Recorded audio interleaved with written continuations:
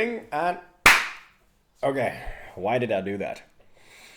The main thing is that currently I'm recording my sound from an external sound device, a Zoom H6, and I'm also recording from this phone. And when I smack my hands together, you can see that happening. And at the same time, we can see a spike in the audio that'll happen. And I basically take that frame and I take that spike and I move them together. I don't have to do that because I have a program that does it for me. DaVinci Resolve, absolutely free.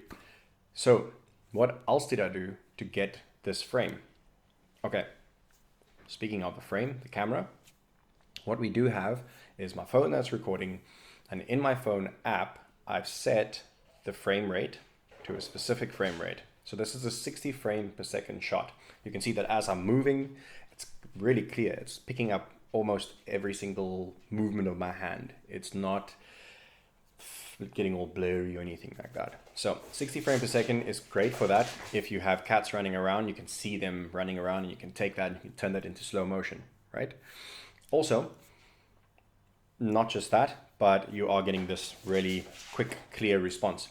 What we normally do is we would normally shoot a shot like this in 30 frames per second or 24 frames per second in order to get this filmic look, right?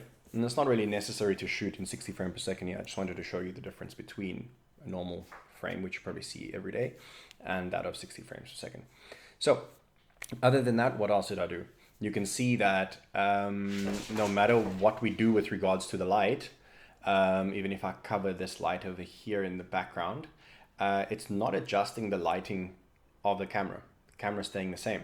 It's not doing that like flaring thing because I've set the ISO and I've set the shutter speed to specifics, which means they are stuck there and they're doing that. My white balance I've also set to 3000 because of these lights being very warm.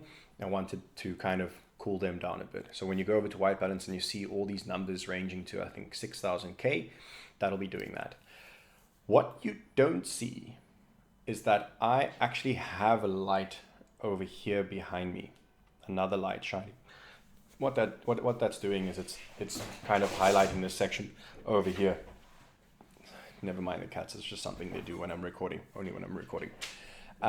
So that's something that adds a little bit of light here, but the main source of light is coming directly from above at a 45-degree angle to my face, right? So horizontally would be that 90 degrees, upright, right? That would be directly at me, and this is coming from there. So when you do have a light in your house, you can actually just sit back and go, where am I? You can see I'm not sitting right over here, and I'm not all the way back here, just there. You should get like a little bit of a glare in your eyes, which makes it hard, but it looks good. Right. This is one scoundrel. He's going to keep running around though, okay? Say hi to the mic. Okay, off you go. Okay, speaking of the mic, which I've just knocked, you can hear that it's picking up a nice healthy source. What does that mean? Okay, so first things first, it's not too close to me. So it's not going to get any of that that you would get as you've heard at many different events when the guy's holding the microphone right in front of his face and right. So I like a 30 centimeter distance and more, not too much, but just so that it's out of the frame, whatever you need for it to be out of the frame, and also not too close so that you are getting that. I should have it about here, but it's not necessary. I am directly in front of it, which is the main thing. And any other noise that is coming from behind will be softer than in front. That's just the way microphones work. There are different patterns, not necessary to get into that, right? So I have my audio over there.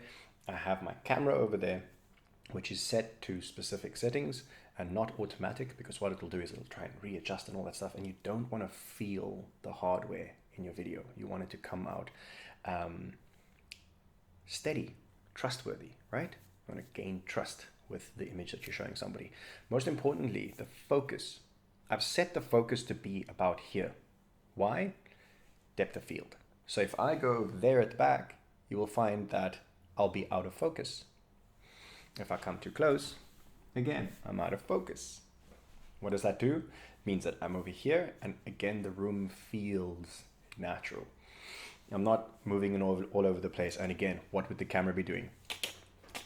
Trying to get me in there, and then you feel again the hard way. So we don't want those things. Right, that's it. That's kind of all you need to be thinking about if you're wanting to do a podcast or a how-to video. So, how do you set up a video?